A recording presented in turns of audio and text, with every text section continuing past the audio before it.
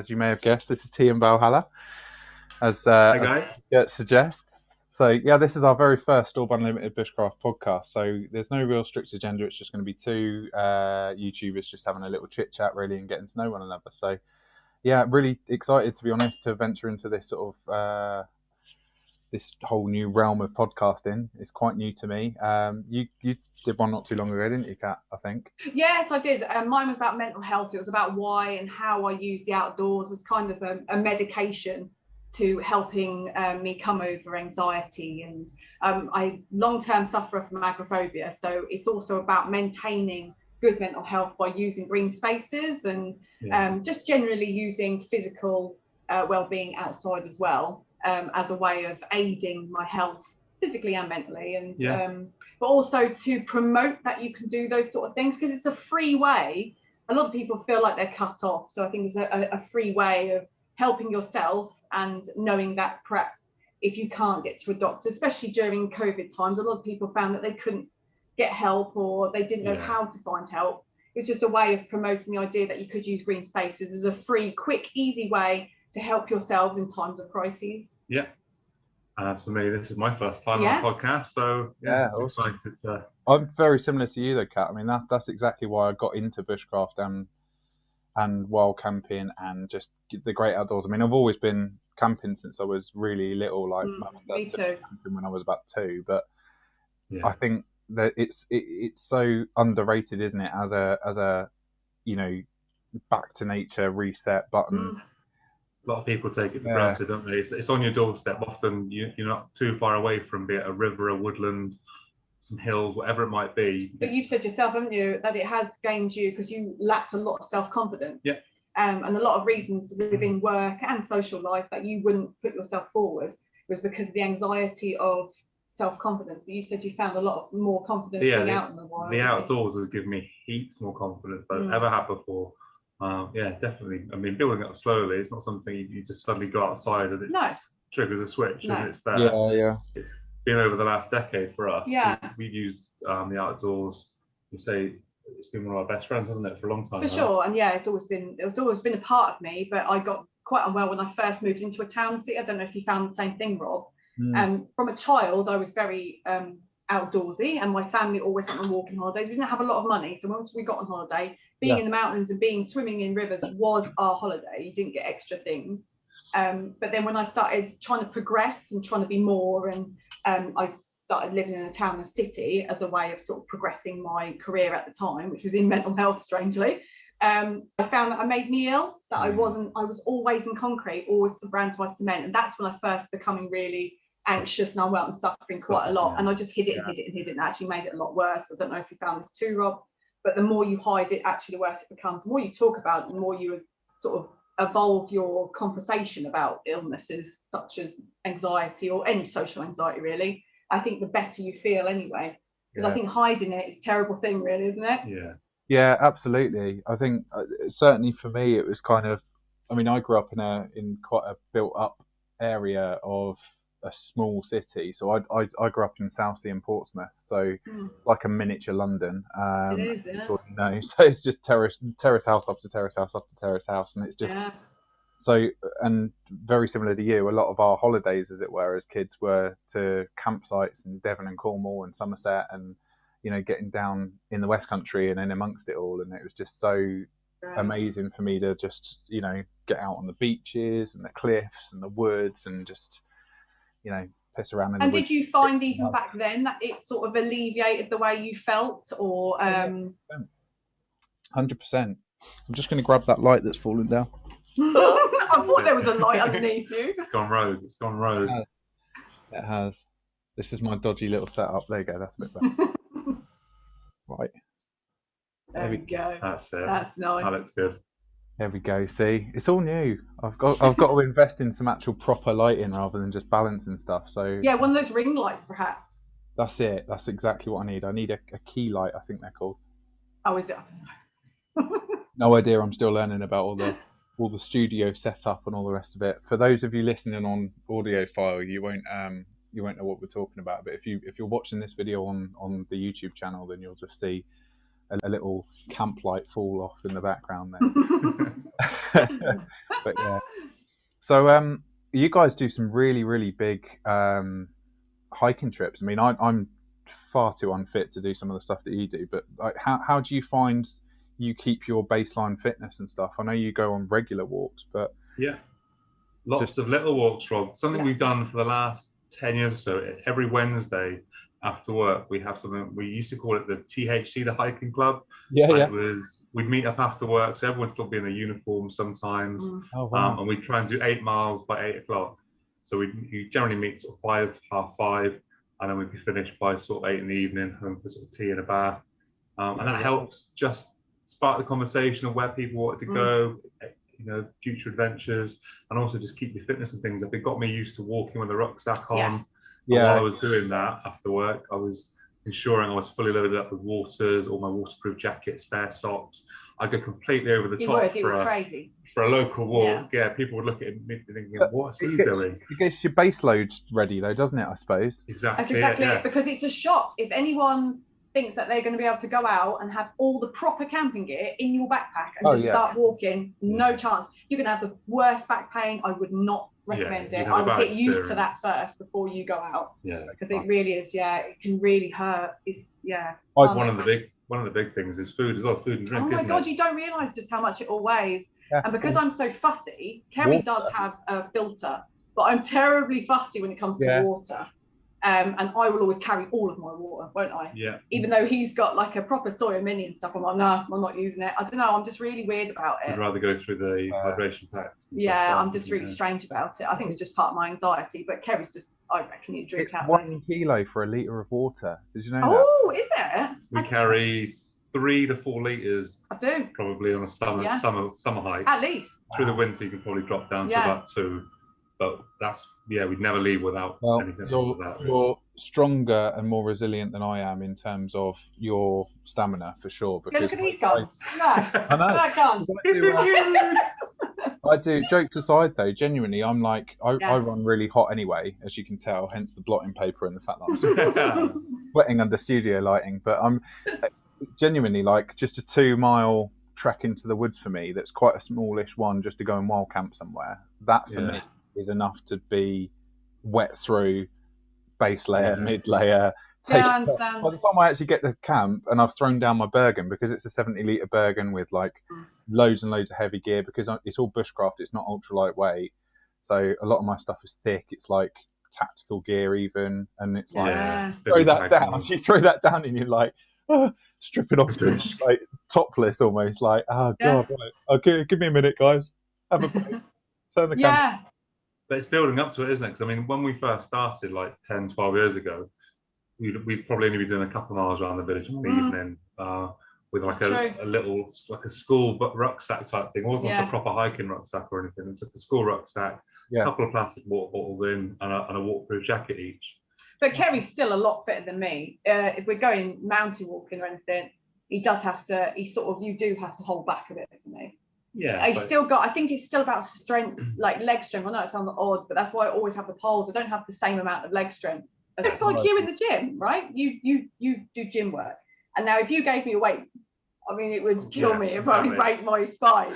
But for you, it means nothing because you did it for so long, so much, like repetitively, that now you can do it, and it doesn't affect you in the same way. If I did it, I'd probably rip every muscle in you. The thing is, I'm really lazy and complacent now that I'm a new dad. I'm just too knackered.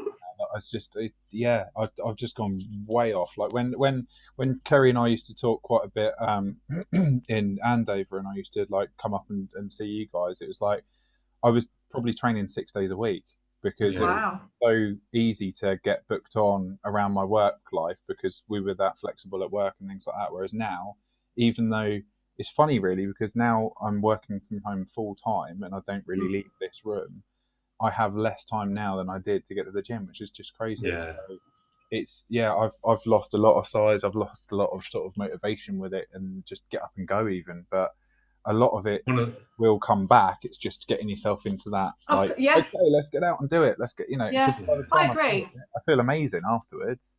Yeah. It's easier said than done. It is. Yeah. All of the, the silver linings from, working from home and things.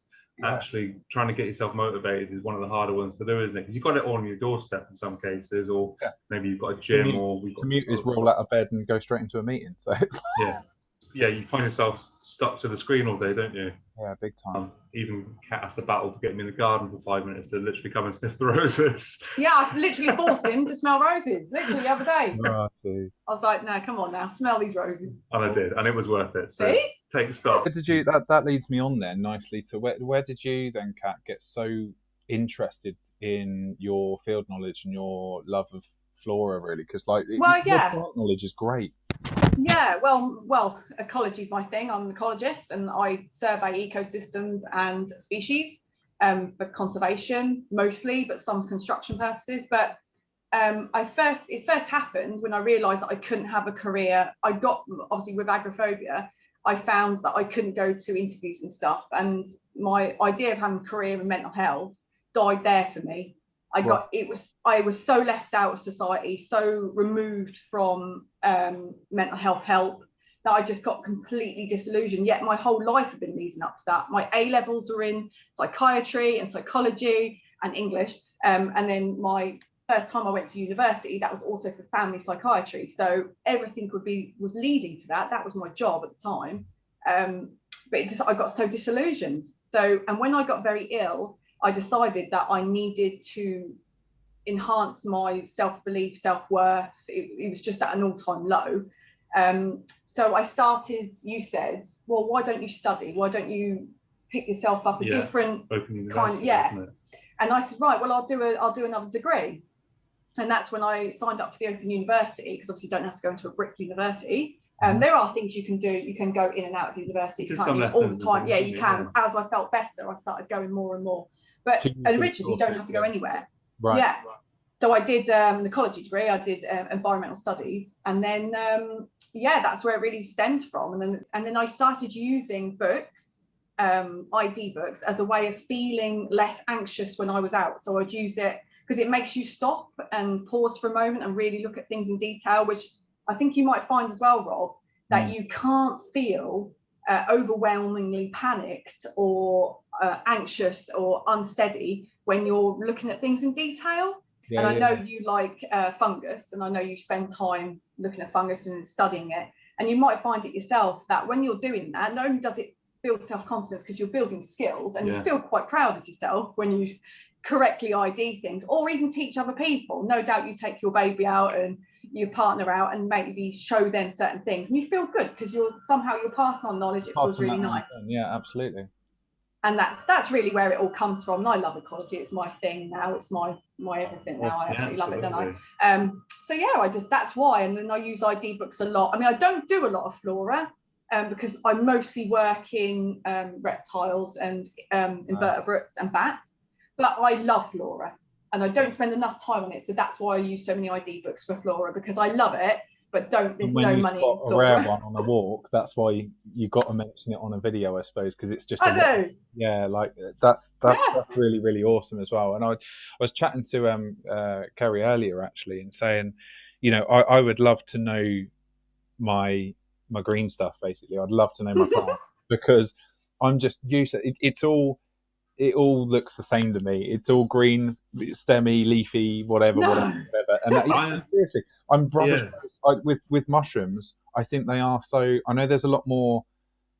People tend to shy away from them because they are dead. Some of them are deadly poisonous. I mean, some plants are deadly poisonous. But people are sort of put off by trying to positively ID and forage for them because of the risky nature of them. But I think that they're so unique and they are so telling that I feel more confident with them than with that green plant versus that green plant versus that green plant.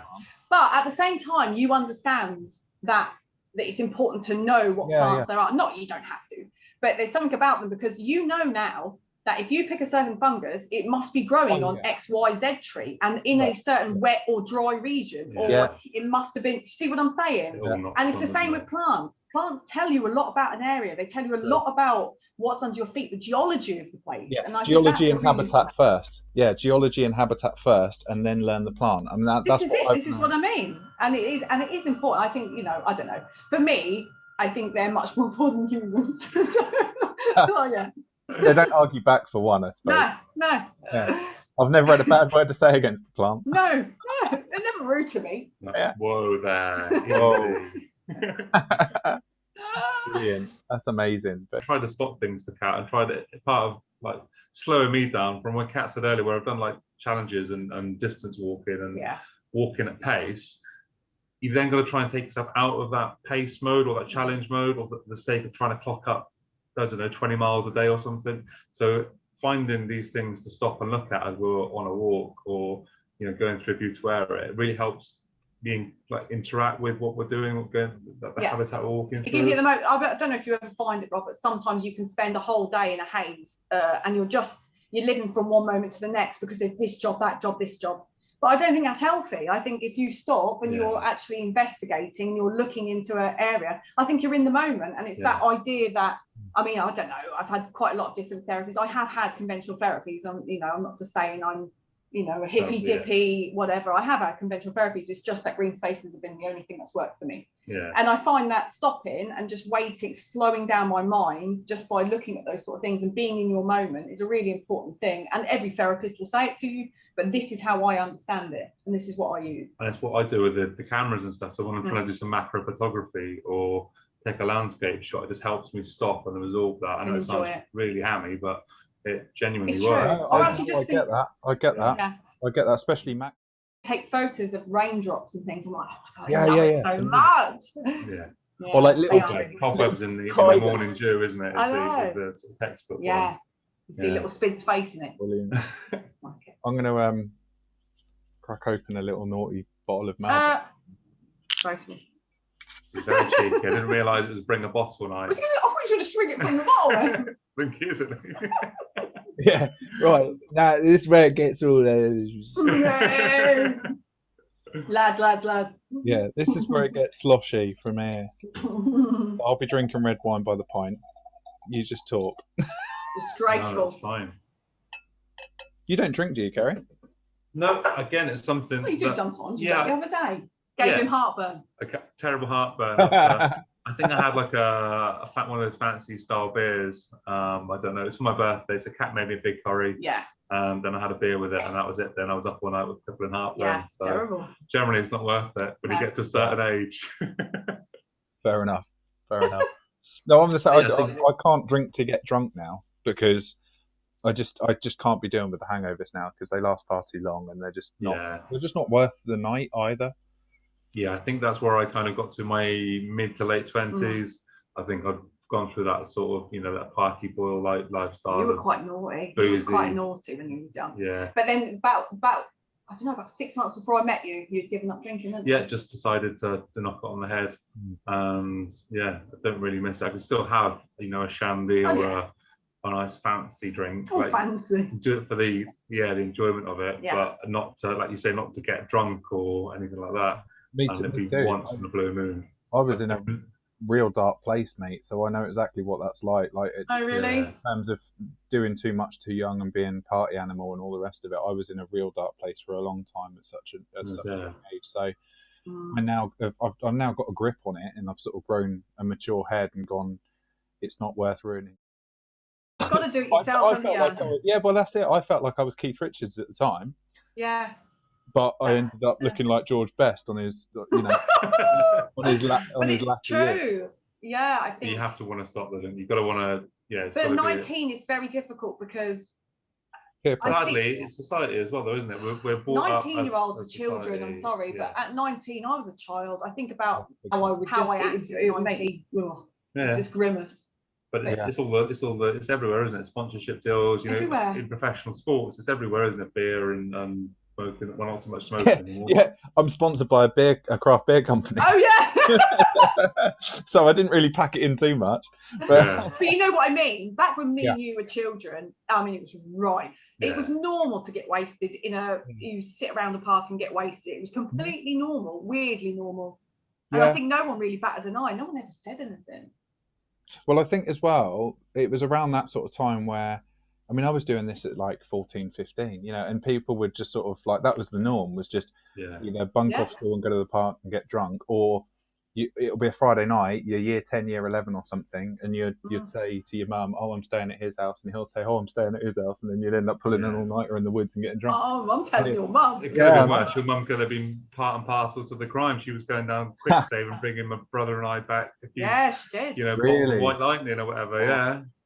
I mean, if you're going to do it, you're going to do it under my house, under my rules. And I may as well buy it for you.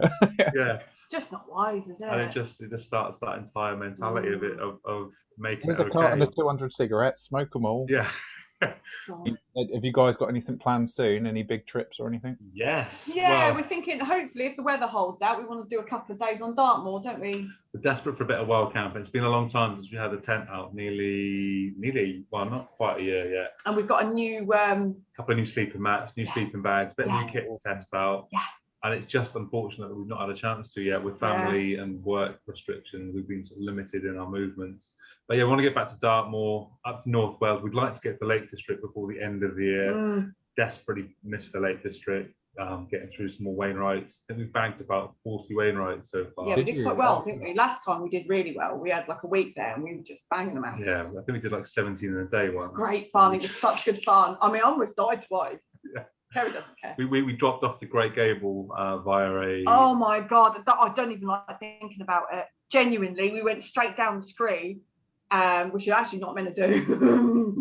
And yeah, I almost died. It was awful. Poor navigation. And it was me. We thought we were following the right path. Yeah. It was an animal path. It was just... I've got to be honest, I hadn't actually looked at my compass. I was getting a bit sleepy. You know when you get lazy-legged? And I was getting a bit like that, and I thought, whatever, I'm all right. Hey, here we go. And I went straight off, and he followed me because he's an idiot. And then, yeah, we did. It was really bad, actually. Yeah. And afterwards, we looked up, we went, oh, man, that was really We saw bad. it on a recent video. Somebody done a recent video, and they were looking at it from the other way, and it looked almost untitled. Kerry, we went down that. Honestly. Hideous. From their angle, so you could actually see how... And it was so bad. But yeah, so really keen to get back to the lakes. I think, like you say, North Wales, I've not been to the lakes in ages, like Beautiful. 3 or 4 years. I think I haven't been up there. I need to get out. It's just the smell. I don't know. Miss Keswick as well. Really like whenever we stay, we always try and stay somewhere near Keswick. It's like our little sort of town, our base of operations. Yeah. There's everyone, like all these little honey pots, all these places are just rammed full, aren't they? So trying to keep off the main sort of honey pot sort of pinch points at the moment, if I'm honest. Like when we were in the Brecon Beacons a couple of weeks ago, we did it from the reverse side, which was a lot quieter, and it was really nice to enjoy the piece. But you could see over the Pen y Fan. Wow, Pen y Fan was packed. Oh my God, it was just wall to wall, and I thought, God, thank Christ we're not over there. That's just not my cup of tea at all. Although I don't mind. Banya Big looked quite quiet though. It was, but it wasn't at the same time. We were a bit sneaky because every time someone came along, we just took it away. Clever editing.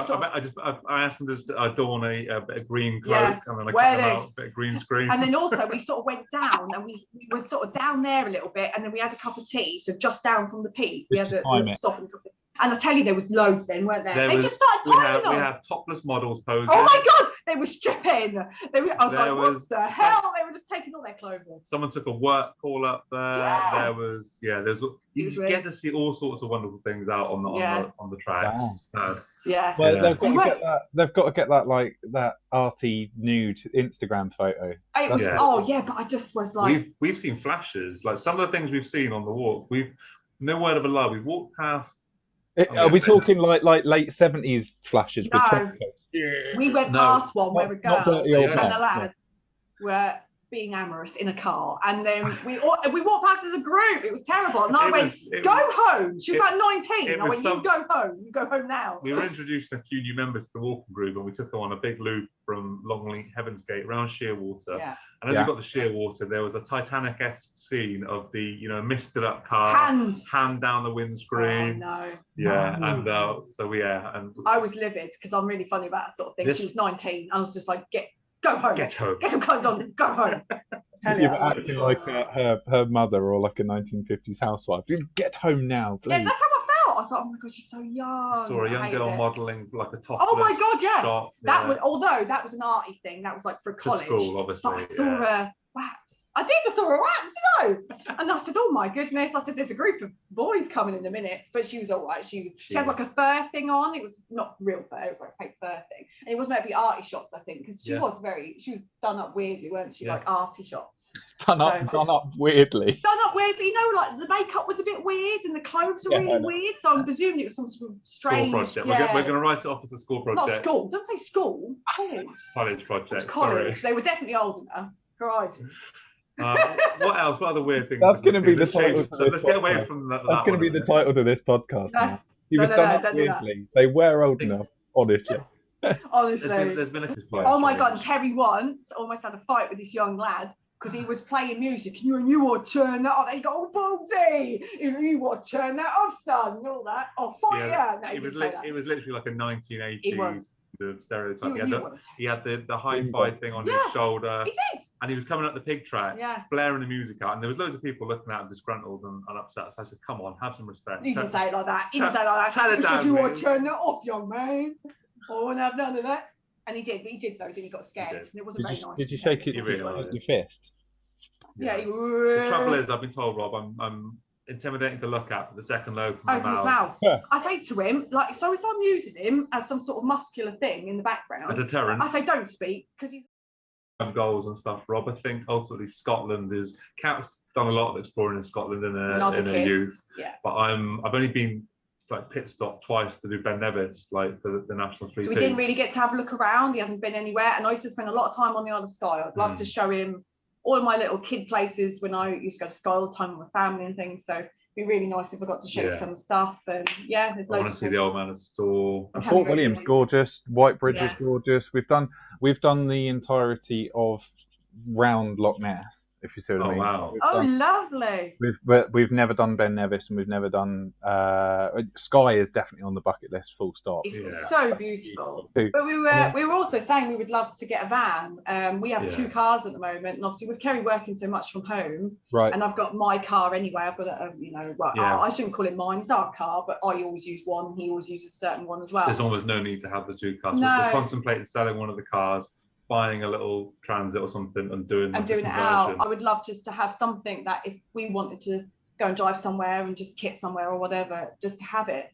Just be. Well, it's another thing with the anxieties and stuff, is that sometimes finding somewhere to stay or somewhere it isn't as easy as it seems. Well, especially with wild camping and the stigma that it's getting over the last year. It's really bad at the moment in its store. Like you get people. I think people are just getting moved on all the time. And they're good wild campers. These are people that don't leave anything. You wouldn't know they were ever there, but of course they're getting moved on because they're all being tarred with the same arsehole brush. So they all think that we're the same people, the ones that would normally sort of to Spain every year. Right, we do get tarred with the same brush. I mean, I had a conversation.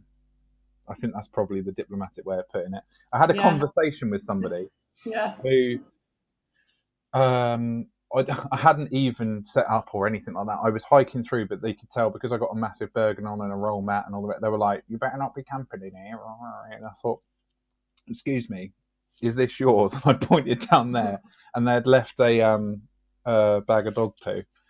And I thought, so you're asking me not to camp here and respect the wilderness, yet you've left 2 non-biodegradable poo bags there because you can't be bothered to either buy a little clip that hooks it onto the lanyard now that you can get, or just carry it and take it home with you. Yeah, you've done the hard part. You bagged it up. It's just ridiculous. Or they fling it on a tree or something. And it's just like, man. Like, I respect the Rob, isn't it? Sadly, it's people that are getting out there doing it they're not out there for the enjoyment or for the pleasure of being in the great outdoors. They're doing it for the sake of doing it and for a free night out or something, aren't they? It's they wrong. Just get And you do hear horror stories. You do hear horror stories, don't you? But it's all about promotion, isn't it? It's about raising awareness, isn't it? Yeah, exactly. Setting a good standard. Do it, practicing what we preach, isn't it? Hashtag leave no trace is for sure a given for most outdoorsy folks now. And it's just a case that you say, if you see someone doing it, call them out on it. And say, look, come on, have some respect. Don't get hurt, obviously, because some of them are violent. But it is about education as well, isn't it? It's making sure that your children understand that as well. Yeah. Had I dropped any litter as a child, my goodness, I would know about it. Yeah. My parents wouldn't have that. They just wouldn't have it. They would find it as, it's disgruntling and swearing at them sort of thing. It was an insult to do something like that. And that's nowadays, it just doesn't feel that way. You've got adults throwing things out of windows. It's just like, what are you? I don't understand. With their kids in the back. When we were driving up to North Wales. And I was beeping, going, you filthy. When we visited North Wales, there's a lot of stuff we didn't do videos of, but we visited some old quarry sites. And old sort of factory ruins and things. And just found out recently they could potentially be made Unicus. Uh-oh. Unicode? That's it. Thank you. Which is like a World Heritage. So which is really cool. And so you have to be nominated, I think, first, and then it has to go through a whole thing, and then the EU people will decide. But yeah, it's quite cool, isn't it? It's interesting that, these little derelicts. Yeah, and it is just like an old shells of buildings. Yeah. And but it just means it can never be taken down for, it has to be repaired if anything happens, things like that. And it is so cool when you're there. It was like a slate factory. It was an old slate factory, and it still had some of its like a mill parts in, didn't it? Yeah, all the big windows. There must have been about 30 or 40 windows. And the coolest thing was there was ravens living in it, and they were properly nesting. And you rarely get to see nesting ravens because they're normally far too solitary, aren't they? Yeah, far too solitary, and normally far too sort of aerial. You don't get to see them, and there they were, weren't they? Pooing everywhere. I mean, just poo everywhere. But they were fantastic, weren't they? Don't they tend to be in like tall couplas and nearly all the time? And actually, because they like to be, although they are solitary, they do like to nest where other ravens nest. If that makes sense. Although they won't nest close, they all seem to pick similar areas. And of course, they need like lots of prey because they eat a lot, like comparatively to other birds.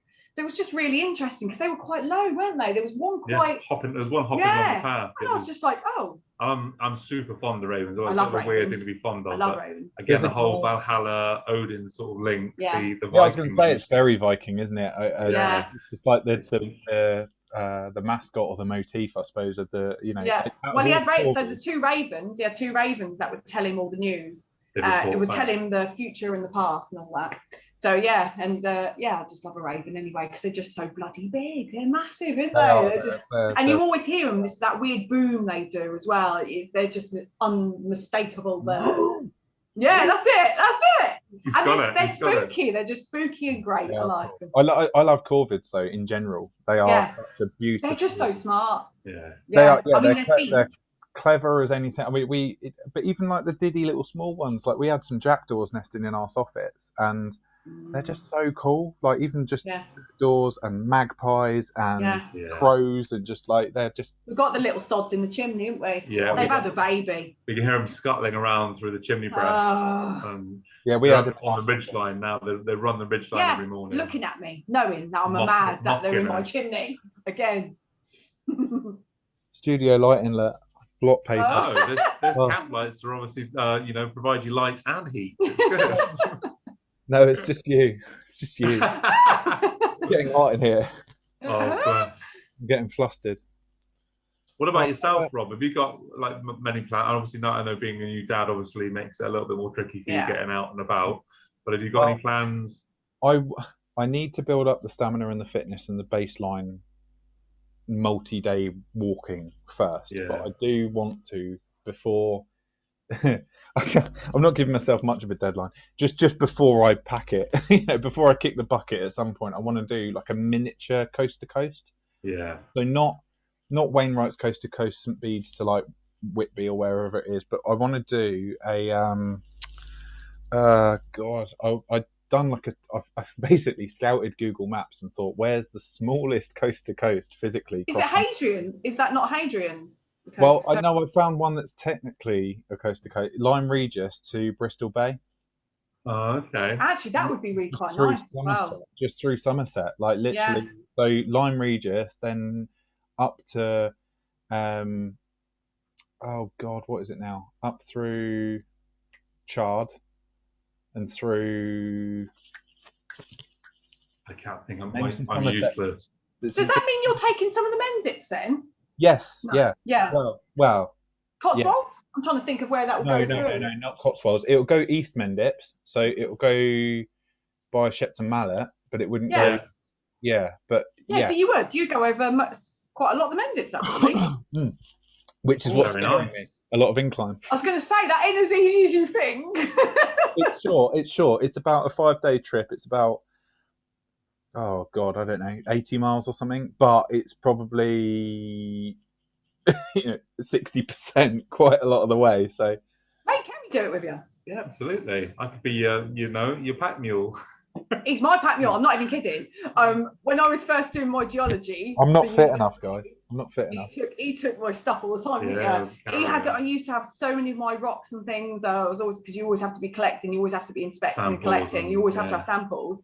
And oh my God, honestly, and everyone used to say, "Oh, is he all right carrying all that?" And I'll just be shoving them in, and he's just walking along looking sweatier and sweatier with all these rocks. And that's the secret behind our hiking success, is actually years of being Kat's donkey. Being a mule. I like donkey. It's built you into shape. Yeah. But it is, Rob. It's just little and often with the walking and building stamina and stuff. Don't worry about thinking, I've got to get out and do 10 miles. Just build up to it slowly, gradually. It's all just over time. Because I get out of breath eating a biscuit. I'll be honest. The stairs. Half a biscuit. Quarter of a biscuit. Yeah. Dunk the biscuit first, love. That's all you do. Then you're less tired. Life hacks, Rob. Life hacks. Yeah. Yeah.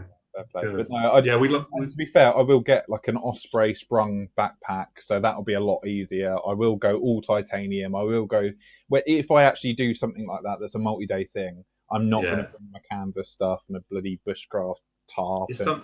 It's something we've talked about as well. Distance walking. We've done like 28 miles in a day and all the rest of it. I haven't. I've done 22. Yeah. You've done 28. But we'd like to do that and then a camp and then another 20 miles a day. Like the Americans, they do the big through hikes and stuff, don't they? Oh yeah, West California. Yeah, that through trail. The Appalachian Trail. You know, all those tracks. They'll do 30 miles a day. Honestly.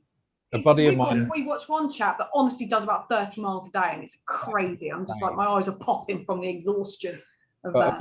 A buddy of mine lives in North California, just on the border with Oregon, and that sort of through trail there, easily, like you say, you know, a good sort of 30-mile, you know, stint, and then a hammock camp, and then staying in a little like a wood cabin bothy type thing, and then another stint, and it's like, how on earth have you done that? Like, that's just it's the lifestyle, though, isn't it? They've got a very different way about it, haven't they? Because they have like trail angels that provide supplies for them on the trail. True. They have like 0 days where they'll just have a day in the town stocking up on like pizza and beer or something. I've done my research. I'd love to get over there. In it, how much he knows. Yeah, 22 is the most I've ever done in a day. Yeah. 28, He did 28 because he did Yorkshire Three Peaks. So that was under 12 hours as well, wasn't it? 3 times. Oh, 3 times! 3 times! No one's counting. Who cares, Rob, innit? Yeah. No one's counting. I'll get you the medals, Rob, if you want. Oh my God, he's actually got medals. Nah, it sounds like he's joking. He has actually got medals on Thursday. But no, again, it's just doing it now, but doing something different, but for the enjoyment of it, not having to trout through and be stopwatched and try to do it in under 12 hours or something, or under 8 hours, whatever it might be. Just for the enjoyment of it, I think. Too old for time challenges. I would like to do Dartmoor in a day. That'd be cool. Yeah, that would be. Dartmoor. That'd be really cool. And we've talked about doing more things for charity as well in the future, whether it be for wildlife charities or mental health charities and things. Yeah. We've raised money in the past for Papyrus, prevention of young suicide, and the Rainbow Trust, young children's charities. And cancer. Yeah. We'd like to do more for charity again at some point as well, which would be nice. Yeah, especially at the moment, because I think charities were quite hard hit by COVID. We said about domestic abuse. No, this has been a really good talk, to be fair. I mean, it's honest and real, isn't it? And I think that's, you know, that's... As long as it isn't too depressing. I was thinking, this isn't too... Yeah, just... No wonder you're getting drunk. He's like, forget it. Need a bottle of Malbec to cope with the melancholy. I need it. Yeah, no, genuinely, like, that's really, really close to my heart anyway. Like, it's no, you know, I've spoken quite openly recently about my mental well-being and my mental health and how I've been struggling, not just as a new dad, but just with long-term, you know, battles with depression and things like that, or self-worth, or not feeling good enough. And I think COVID has hit that hard for many people, regardless of, you know, hasn't it? And you were talking about the, you know, the charity for young suicides and things like that. I think that's such an underfunded thing, because absolutely, it's criminal how underfunded that is. Everyone thinks that it's just middle-aged men in their 40s and 50s, when yes, it is, but it's also young people, more so now because of the pressures put on young people. And the whole, I don't know, the whole sort of having that I mean, social media, and again, it's such a cliche to blame social media, but the pressures on young people to try and look, it's never off, or filter a photo or edit a photo or have decent lighting or look at this, look at that. I want to wear this dress and be this pretty and look as good as that person, or it's just so. It's very damaging. It's just really too is damaging. And everyone's in their own little sort of silos of how they should be, and little it's pigeonholes, like, and you can't live up to that because it's a fake ideal. It doesn't exist. No, that ideal doesn't exist. It'll never be. So you can't ever make up to it. And I was saying this about where I wanted the podcast to go anyway, was on using green spaces in the outdoors to aid mental health anyway. Yeah. Kind of, I will chat to the other guests in the same sort of way. Is just, that's why I took the initiative to go, do you know what? I've always camped. I've always, loved camping. I've always loved the sea and the woods and getting out into nature. Let's do this as a blooming hobby. Like, I'm too fat and old to skateboard now. So let's bin that hobby off because I'm not 14 anymore. Let's get out into nature and camp. And it's been so good doing that since I started the channel off. My mental health has kind of flipped in terms of I just need to get out, and that's a way to battle it. Whereas it used to be like, I'll be open and honest with you guys. I used to be that sort of crazy kid that would lash out and anger management issues and things like that at school. Yeah. Like you say, a lot of the teenage angstiness of young kids where emo, slam the door, listen to music and just not, For sure. Kevin the teenager. Oh, Mum, it's oh God. But it is, and then you do shut away, and you do sort of like. I mean, that was put down as a kid being bad behaved. So like, you'd be in detention, or you'd be excluded from school, or somebody kicks off. But then you're flipping around those negatives again, Robert, because you flip around where people sometimes talk down of Facebook, Instagram, Twitter, YouTube.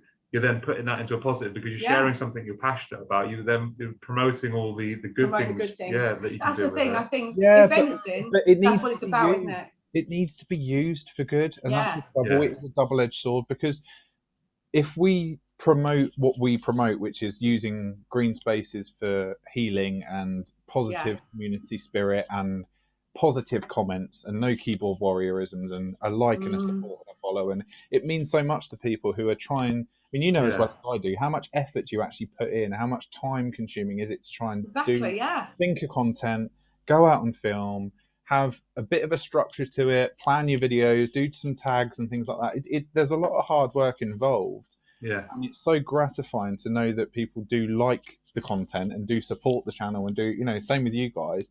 Yeah. Whereas it can equally be such a tarnishing thing, like, oh, dislike, comment this, you're no good. Yeah, and that is an unfortunate part of it. You do get that regardless. I mean, you could literally be Mother Teresa and someone say, I hate this. I don't like thumbs down. Saved how many people? Hate it. Thumbs down. I think it is. But the point is, I think even if you've got say 25 thumbs up and you get 1 thumbs down, don't dwell on the thumbs down. Just, but that is a difficult thing to say. That is difficult because, of course, anyone would think, we're all why does somebody hardwired. hate me? We're all hardwired to self-sabotage, aren't we? And I think that's... So we started recording our videos purely for ourselves. At the start, it was, I fear growing old and not remembering things and forgetting all this sort of stuff. Kerry genuinely has one of the worst memories I've ever known for a young man. I'm so paranoid, and so I started recording all the photos. I've got like terabytes of hard drives full of the photographs and videos. And then I thought, well, I'll start trying to make some videos. And then throughout the pandemic, I thought, well, actually, let's start sharing, start talking. It was a good way to stay connected with people. And I think it was only last November we really started speaking in the videos. And I've got to be honest, I couldn't be bothered. I couldn't be bothered speaking. I was thinking, it's boring me. I remember you saying, actually. I remember both of you saying when you were messaging me, Ceri, and you were saying, I don't quite know how to set off initiating talking in the video. Do you think conversation with the camera? You were asking me about it, and I remember saying, just go for it. You're really, really good. And actually, your comedy timing and your bouncing off each other is so apparent. That it was a good story of success. Like it was because Ceri just said, I'd be lost. Just talk. But you said to me, just talk like you would talk if you're talking to me. Yeah.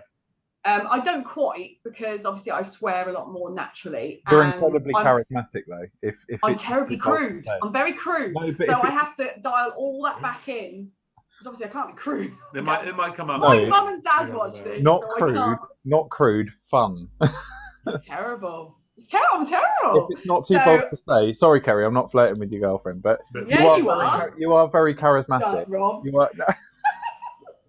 You are very charismatic, and actually, I'm quite drawn to how the sense of humour. I am. Oh.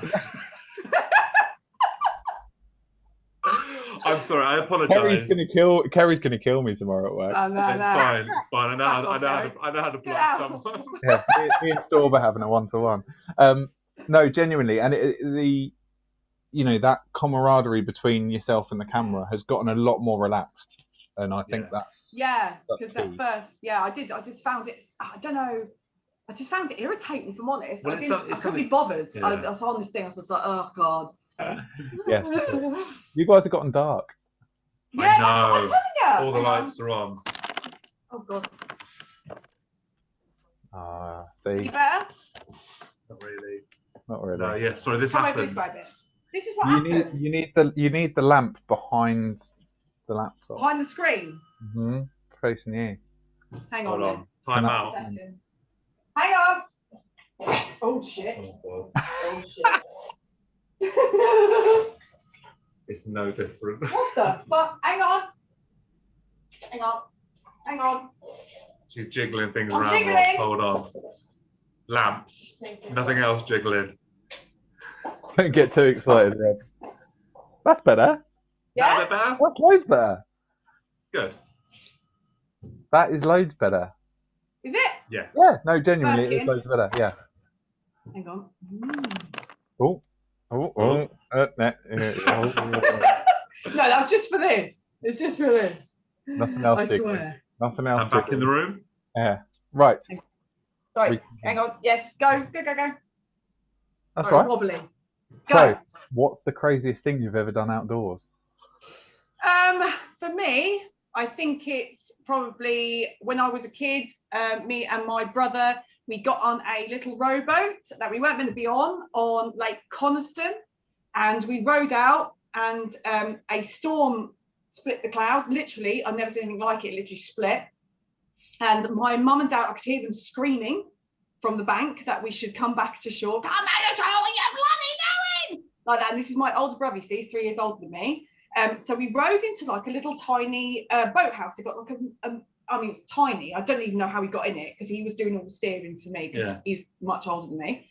He went in there and all these bats flew out. And that was the weirdest thing that ever happened, because that is a very dangerous lake, extremely dangerous. It's really, really deep. And also we're on our own and we didn't have life jackets on, and my older brother almost killed me. That's what I feel is probably So how old were you then? I must have been, I'm trying to think now. I couldn't have been more than 6. I don't think I was more than 6. And I couldn't swim. I was, even now, I'm not a very good swimmer. I'm weak swimmer. I can swim, obviously, but I'm a weak swimmer. And my brother was an excellent swimmer. And I think that's what made him bolshy and thought he would just take me out on the water. And it wasn't our boat. I have no idea whose boat it was. It was a tiny little, for all we knew, at Outdoorsy. It could have been, it was just like a tiny little fishing boat. And he's 3 years older than me, so he must have been about 9. But he's always a bolshy little swine.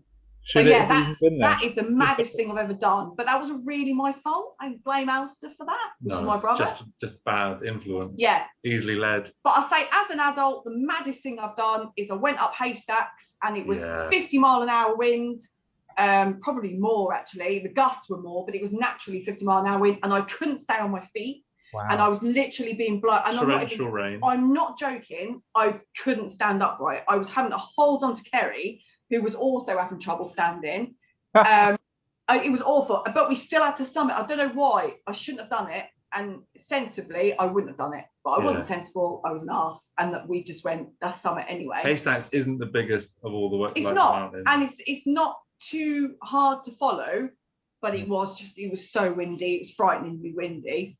And coming down Gables. Where is it? I've never heard of it. Oh, sorry. The Haystacks is at the bottom of Buttermere, in the Lake District. Yeah.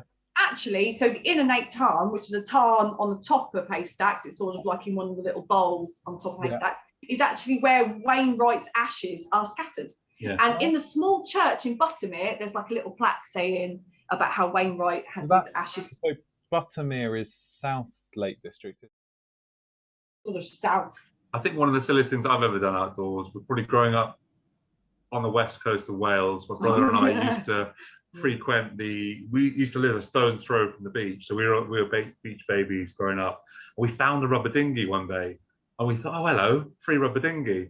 Again, this is water related. So we jumped in this dinghy. We paddled out in this thing for what felt like miles. We probably weren't too far out past the pier. About 500 yards off the coast. Yeah. But the bottom fell out of the dinghy, so it turned into a giant rubber ring. Yeah. Well, his mama told me this story. Yeah. And she was absolutely panic stricken. She said she thought they were going to die because they'd gone out in this ring and then miles out in a sea that has a horrible tide. That's a terrible current and tide there because it's Nuki Wales. It's got that sort of rip of warm and cold. Well, I can just remember the blind panic and trying to paddle me and my little brother back to shore. Into safety. It's another Big Brother being useless story. I think we learned something about Big Brothers tonight. Yeah. What about as an adult though? As an adult, probably haystacks, and without a doubt. What about going down Gable, down the Scree though? I think, I think haystacks wins it for me. Yeah, that was bad. Yeah, that was a conscious decision.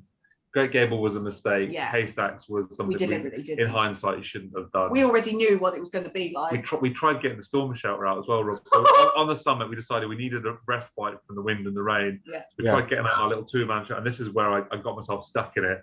I was too wide. Sandwiched myself in this thing.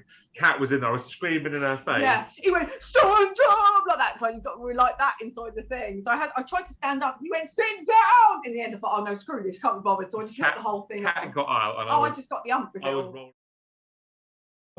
Yeah. We used to have. It's not even there anymore. We used to have a concrete jetty. We had concrete jetty. That's it. Yeah. We had a concrete jetty that was concrete and steel piling the whole way out, and about 250 yards. It wasn't long, but it was quite a big, wide thing, and people used to fish there all the time and all the rest of it. It was rarely used for boats or anything, but people just used to fish off it. And that was our teenage jam. I was kind of, when you're sort of like at an age around probably year 9, year 10, you're about 14 years old, 15 years old. And it just so happens that time when you are coming of age and being this cool, reckless teenager, that there's something cool happening in your town or city, or that was your go-to spot. And for us, and like I say, that jetty isn't there anymore. It was on the Eastern Road in Portsmouth. If anyone's ever interested, you can Google it. There was this old jetty that came out maybe 300 yards or so. It was absolutely awesome. And typical chavvy Pompey, Portsmouth, oiks used to throw mopeds and trolleys off and bloody hell. Yeah, real rubbish. So there was always the danger and always the news story of landing on that.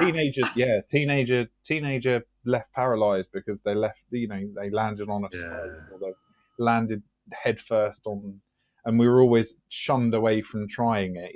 Don't go there. And we used to do camps there. We used to do wild camps there. We were like 14 years old after watching like Ramir's Bushcraft and like and that was it. You're king of the world. We used to have fires on there. We used to have camps and jump off. We used to do that on Case.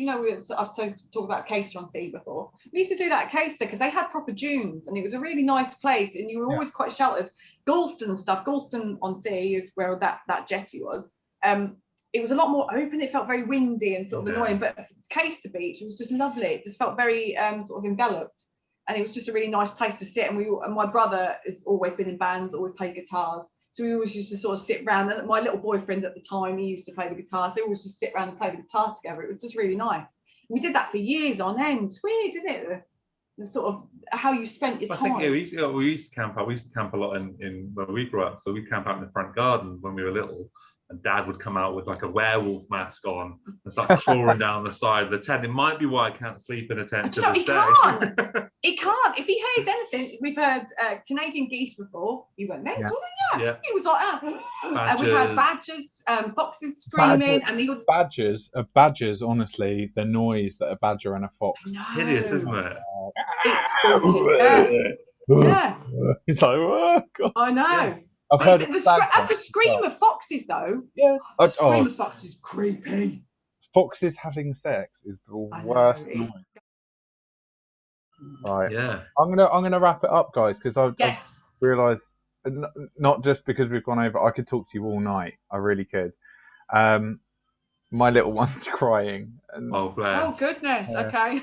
And not just that we've overrun, but I don't want to take up more of your evenings as well. But it's been it's been a pleasure, Rob. It's been a real treat chatting with you, and hopefully, thank you for having us on, and thank you for letting us take your virginity tonight. It's been really cool. No, it's been lovely talking with you. I won't. Like I say, I find the both of you sexy and charismatic, for the record, Ceri. So if you ever want, not you. You ever want it. Thanks, Rob. If you ever want to come over and take my podcast, it's been lovely, and it's been really, really good talking about some, the real subjects that drive us to want to get out. Yeah. So I totally get the sort of well-being side of getting out to nature, and I've really loved exploring that with you guys today. So thank you so much, and hopefully we could maybe book in a second series. Maybe we'll do the whole thing again. It'll be quite nice. That would be amazing. I'd always be up for that. It's been really fun, Storb. I've really enjoyed it. It's been just nice to be able to talk about these sort of things just openly and without... It's nice to be fun and be silly, but sometimes it's good to talk about how you actually feel about certain things. So it's been really enjoyable. Yeah, I've loved it. Well, you'll have to drag me out and actually work my legs for once in a blue moon as well. You really should. Honestly, I will just work you into the ground. Is what's going to happen. No, that's not what I meant. Well, that's a Tea In Valhalla product guarantee. I would work you into the ground. I know. I just realised might have been the most sexual thing I've ever said. But I meant, I was going to exhaust you. Forget it. I'll just walk with you. Okay, so just walking and talking. Okay, you promise? I'll control her. It's fine. Don't worry. Yeah. Sorry, Ceri. It'll be all right, Rob. Don't worry. It happens all the time, Rob. It's been really, really good, guys. Thank you so much. It's been an absolute honour to be on with you, Rob. It's been to be your first podcast, and we've had an absolute hoot talking with you tonight. And I hope everyone listening has enjoyed it to this point. Yeah, and thanks for having us on, Storb. It was really nice to be able to talk about the real things in life, the way we really feel about our green spaces and our channels and ourselves, really. And it's just been really nice getting to know you properly as well. Yeah. Amazing. Absolute pleasure. That's awesome. Well, link will be in the description below for Tea In Valhalla. Go and check them out. They are amazing. Ceri and Kat modelling their t-shirts as always. Love you lots, guys. Peace out. And Yo. Entering the planet we were born in 1990, censoring the damage through the years quite precisely, peppering the cabbage every day with new rhyme schemes, venturing